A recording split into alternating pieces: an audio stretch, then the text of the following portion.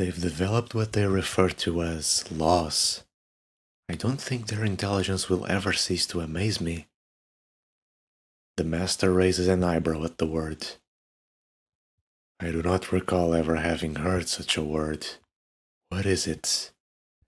Quite a complex system, even in its infancy. From my current understanding, it is a set of rules created by an authority to regulate behavior in its people, punishing those who fail to comply with it by either imprisonment or death. Failing to abide by these rules is considered a crime. Is killing a crime? Oh, quite so. One of the worst in their eyes. An unsettling silence soon followed as he wondered about the implications of this system. I cannot say whether or not this will become a problem as of now. You did mention death is included in the punishments, thus freeing all lessons stored in a creature. He further wondered about the topic with closed eyes. I take it back. If one is subjected to execution, it means they must have accumulated a moderate amount. This benefits us. It automates and accelerates the process. I didn't think about that. Does that mean there isn't a single use for keeping them alive after a certain threshold? Perhaps there may be. I don't know as of now. I've yet to witness a human whose killing potential justifies not reaping their gains early. They could be worth 1,000. What characteristics do you seek in one? Ruthlessness, detachment, sadism, bloodthirst, but also great skill at the act. The few who came close merely lacked in the latter, kings and leaders, cowards, relying on others to inflict the pain they so wished for. I must say, ultimatum kings weren't known for much action of their own, but when they did act, it was a sight to behold, more than worthy of my respect. In spite of knowing the meaning of such a word, feeling it remains beyond him. I have to agree on that one. They will come to be. I'm sure of it. I believe so. They'll be worth keeping around. I have a new creation in the works I believe will accommodate their needs. I don't expect them to die so soon if I am to bestow such a blessing upon them. They'll reign supreme, undisputed. I'll have to execute them myself if I am to expect a return in my investment. No need for me to physically go there, though. I am certain your wish for such humans will come to fruition. Just remember their lust for power is unmatched. They will always want more. May I ask, what sorts of new creation do you speak of? A new version of evil essence, tailored for a totally different purpose. It is beginning to act on its own, as if it's alive. Promising, I may say. I aim to test it as soon as it's ready. Your description alone is unsettling me. How do you plan to test it exactly? You reach that conclusion yourself. It's less about how he's going to test it, and more about who he is going to test it on. After waiting the few remaining hours within the cavern, 1 a.m. has finally arrived. He stands up, slowly walking out into the moonlight while stretching. Without a plan, he starts flying back into the city, unknowing of what might be awaiting him. Tediousness starts to take over him as he searches for potential targets from the sky. He's seen about 3 people by now, which is quite strange, even at such late hours. Out of those 3, none appeared suspicious. Or did they? There's no real way of knowing at first glance, naturally. It needs to be in plain sight. But there's a problem with that. Evil often isn't. Now flying over a more remote area of the city, he notices a run-down warehouse, seemingly abandoned. At its entrance, however, he could see 2 men carrying what looked like a thick, chalk-white plastic barrel, having retrieved it from a van parked about 20 feet away. Their movement wobbled from side to side as the 2 of them struggled to carry it properly. hinting at something quite heavy within. Now walking up the ramp leading to the door, it starts to open, revealing another man that greets them, followed by helping them carry the item inside. He obviously couldn't hear what they were saying, but seeing how hasty his movement was, it's clear they were in a bit of a rush. Once inside, he sees him rapidly close the door behind them, wasting no time in doing so. Needless to say, that was quite strange. Those didn't look like workers at all, quite the opposite. Neither does that van look responsible for some kind of service. Given how he's had nothing so far, this is more than worth checking out. If he's about to walk into a hive, then so be it, even if that thought shakes him ever so slightly. Landing on top of the warehouse, he looks down through the dust-covered skylights, witnessing a questionable scene. A lot of people stand below him, all men dressed in casual clothes, their bodies covered in tattoos. They're all surrounding a metal table with a briefcase and a few duffel bags perched on top of it, talking among themselves, some of them rummaging through said containers, as if confirming their contents. Before he's able to fully conclude what he's seeing, a familiar feeling makes itself apparent once more. He begins to feel dizzy, his body tumbling sideways, seeking support on the window itself. The world around him gains a bluish tint to it. Everything looks so cold, oddly enough. Glancing back at the men below, he's stunned to find their figures displayed in a deep, blood-red color. Barely believing his eyes, his gaze remains on them for a few long-lasting seconds, trying to apply reason where it can't exist. Or can it? He steps away from the skylight, walking over to the roof's edge to see if he can spot someone in the distance. Very quickly he does, and surprisingly, they are as blue as everything around him. His theory that this might have been some sort of innate thermal vision immediately fell apart. Red is obviously included in the colors that display heat, although white and yellow tend to be far more prominent in a human, especially in places like the head and torso. However, the red in question is just too bright.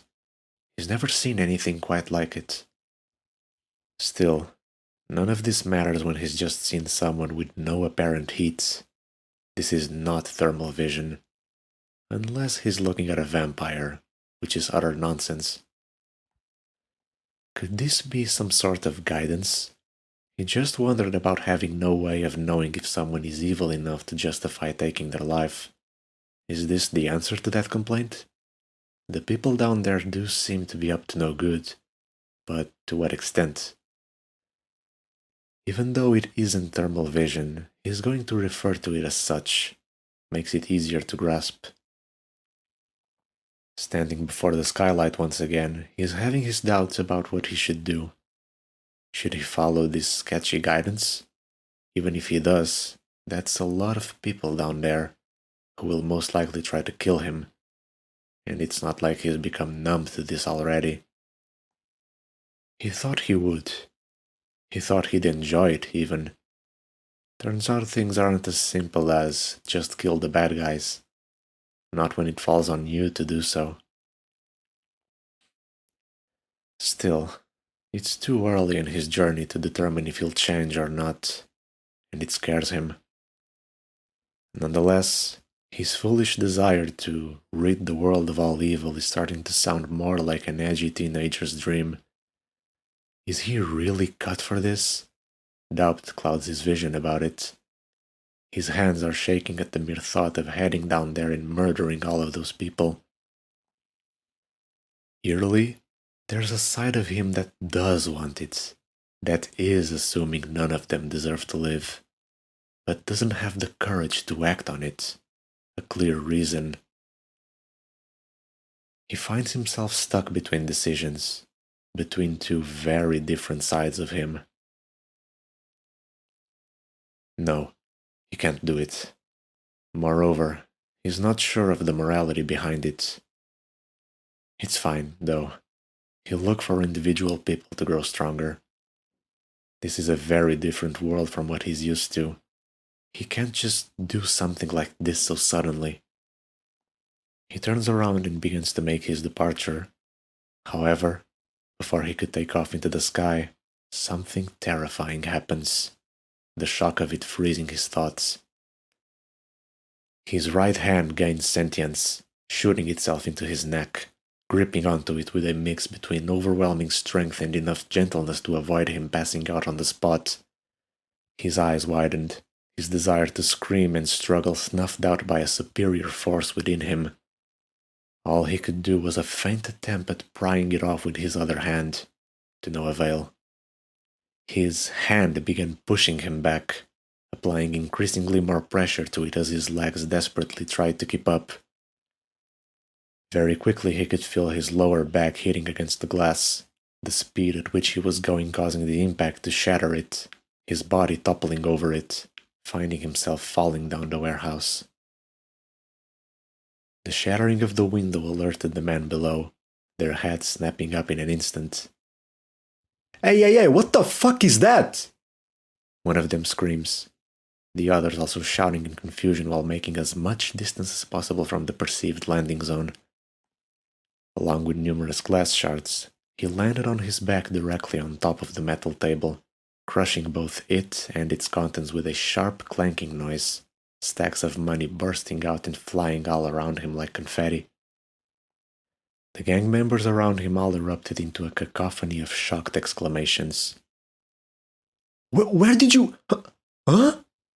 Quickly followed by a series of gasps and shouts, many immediately pulling out their guns at him. Spying on us, were you, dipshit? How is he still standing after that? One of them points out in dismay that quickly spreads to the others. What the hell is he wearing? Look at his eyes. Oh fuck. Is he a host? The faces of many froze upon the realization. He kinda looks like Jack the Ripper. Regaining control of his hand, he slowly stands up, further breaking the bits of the table beneath him, his body twitching. There was an unsettling silence among them, his ancient-looking clothes and appearance sending shivers down everyone's spines. The crowd was made out of guns held by shaking hands, as well as scared yet analytical expressions. He froze in place, unable to lock eyes with anyone. This is beyond him as of now. There isn't enough courage, much less skill to do whatever's about to happen next. Why was he dragged into this? What in the world happened to his hand up there? The overwhelming anxiety of the situation isn't enough to prevent him from briefly wondering about these questions. The moment dragged on for what seemed like forever, and despite knowing of his current capabilities, he couldn't help but ask himself if things were over for him. That's not just one gun after all, it's many.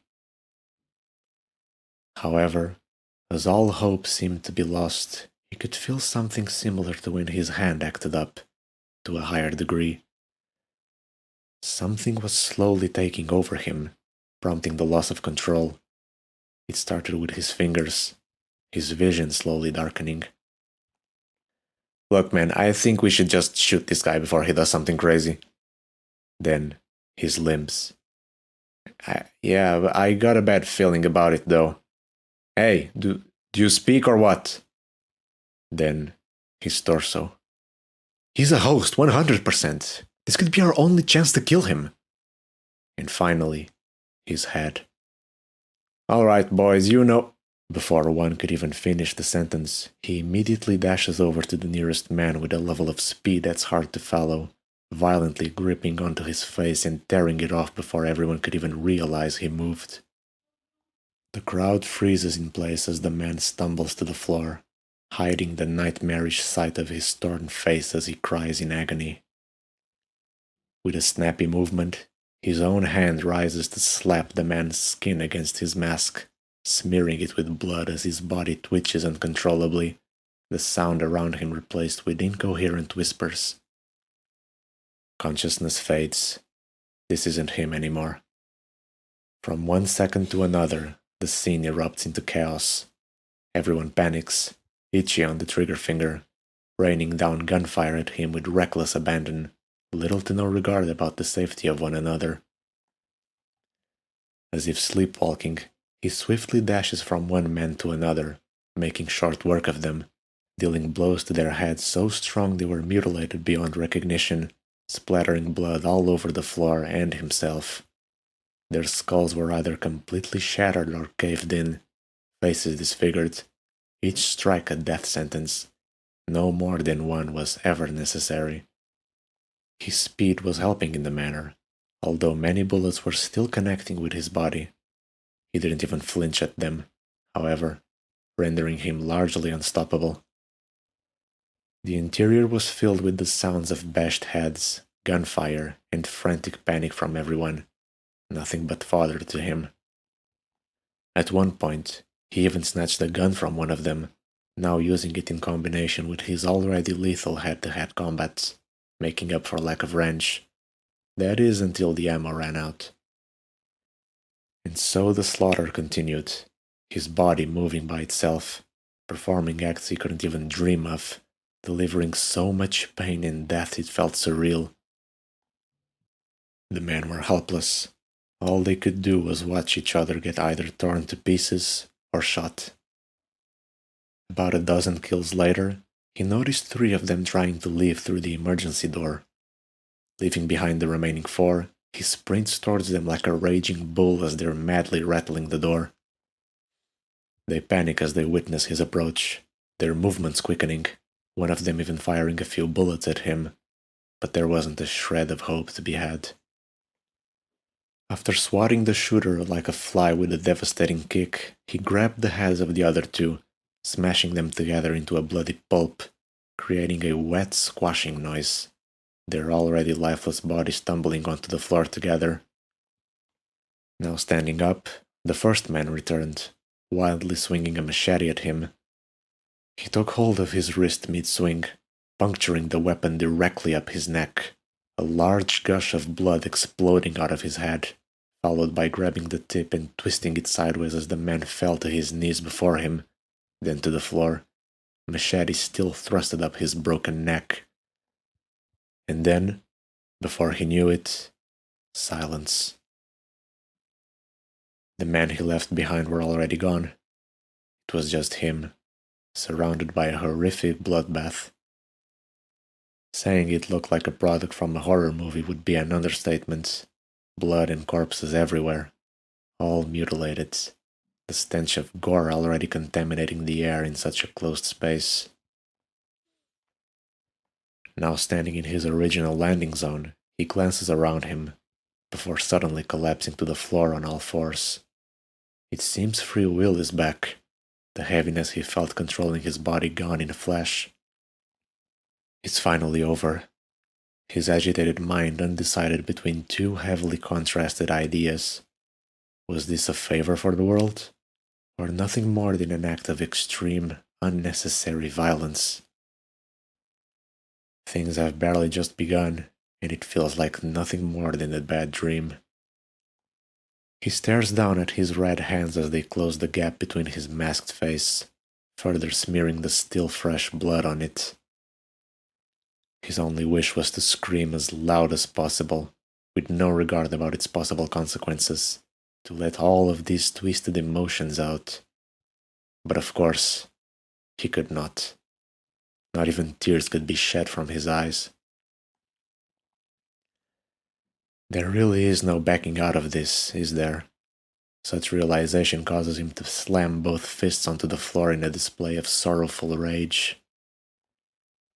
If all of this comes down to him, then he must embrace it. Should this be a test if he can back up his sense of morality, he's not going to back down so easily. His body begins to ease up. It's all going to be fine. He should become numb to it eventually. Although, what is the price of that numbness? Such a question gives him shivers. Without his knowledge, the red smoke begins to rise from each of the corpses. Conveniently, it's all converging on his location, slowly but surely.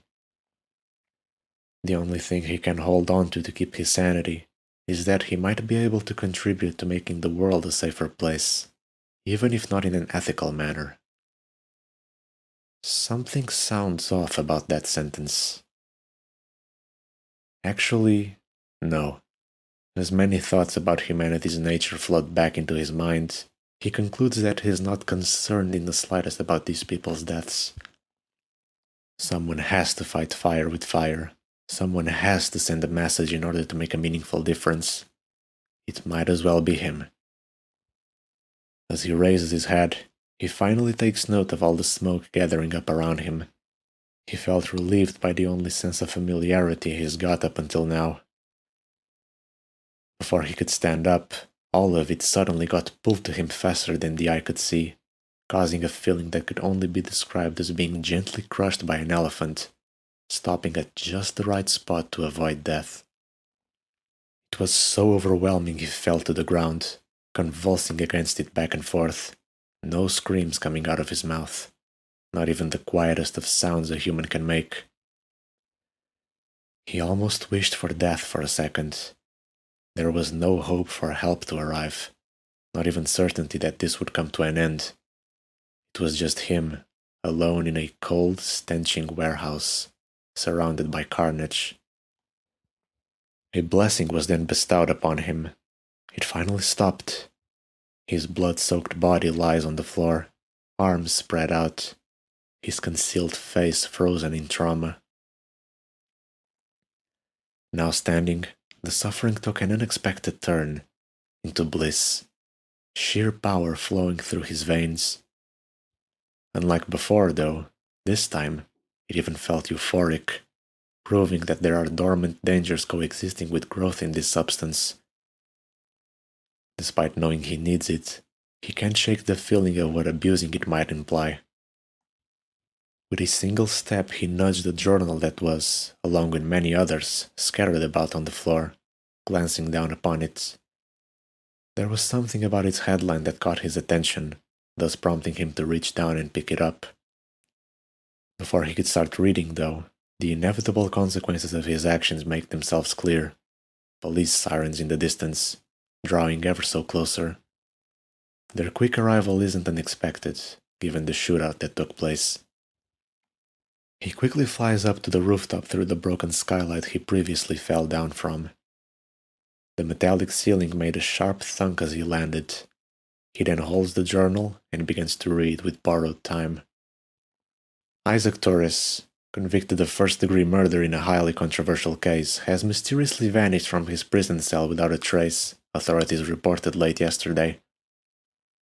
Seems oddly familiar. Torres, 30 years old, was serving a life sentence without the possibility of parole at the Sing Sing Correctional Facility in New York for the 2022 killings of 2 registered pedophiles, an act that had ignited a firestorm of public debate. The case gained national attention due to the circumstances surrounding the crime. Torres had discovered the 2 men attempting to kidnap his 5-year-old daughter playing outside their home in a quiet suburban neighborhood. While instinctively trying to protect her, he mercilessly killed both men on the spot.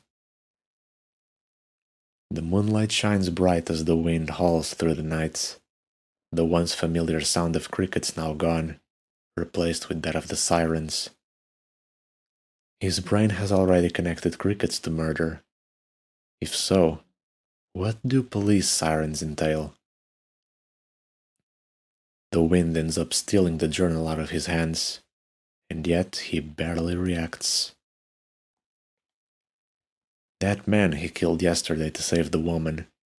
That wasn't truly the first time he had killed someone, was it? Memory returns. This is him. His family. He remembers them now. He knows who he is, what he stands for. Equally important, he also remembers the world he lives in. With his mind refreshed, the choice of pursuing this unthinkable goal of his has become obsolete. In no reality is it more important than family. But there's a problem with that. He should be in prison. He can't just casually waddle back to his home, even if he wanted to. He has to do this, but he also can't leave his family alone and worried. Feeling cornered, he swung his fist down on the roof in a fit of rage, making a sharp clanking noise as a small crater was left behind. Unfortunately for him, it was loud enough for police that were already in the building to hear, having noticed the broken skylights. As he heard voices telling him not to resist, along with hasty footsteps finding their way into the rooftop, Isaac wasted no time soaring into the skies, leaving the scene unhindered. One too many scars were carved tonight. Some will shatter his soul, while others will remold him into something more. After they clash, that is. The authorities failed to do as much as catching a glimpse of him. They were puzzled to find no one at the rooftop, even more so after discovering the crater made by him. Half an hour passes, an unwavering silence marking his arrival, his feet practically stomping against the ground of the cave. He sat down with his legs crossed, his unheard breath heavy with dread. There simply isn't anything more he can do as of now besides continuing. He cannot just step into his house, totally mute and looking like a serial killer. His only wish is to at the very least tell them what happened, and why he can't return as of now. Perhaps writing a letter and sliding it under the door of his house should work, signed by him. Even if it may cost him his life, he's in dire need to understand this insidious power, its intricacies, piece the puzzle together, one with many pieces, most of them out of sight even. It hasn't even been 2 days and he's already lost count of the people he's killed, all because of that wretched warehouse. Not to mention the existence of multiple witnesses now, as there were survivors, that in 2 wrecked buildings, one on the outside, then another on the inside. It's like the world is foaming out the mouth to expose his existence to its inhabitants. Today is already the last day. A surprise awaits him tomorrow. He must seek guidance. Acting as a vigilante can only serve him for so long. Evil must be struck at the heart. Fiddling with its roots does not prevent spread. He can only hope that his actions may be seen as necessary by many. They will see it as such. A savior is needed after all, a wicked one, since the only way to truly fight evil is to be evil yourself, merely holding on to grains of humanity to keep you sane. If that's what's needed, he will gladly walk that path. Perhaps a seed of hubris already planted in his mind, given how he's been handling things so far. There is only one decision that can be made, with no way out, possibly not even death. Even though he believes to be doing the right thing, he can't help but feel anxious and paranoid already. It's like there are eyes on him, watching from the shadows, for he is about to become public enemy number 1 for many. His upper body falls back into the cold stone in mental exhaustion, his eyes fixated on the rough yet pretty ceiling. A lot has happened today. It's time to put the mind at ease. That necromancer is the only sort of guidance he has, if it can even be called that. If he is in New York, that's his next destination. Then see where things go from there. There is no going back now.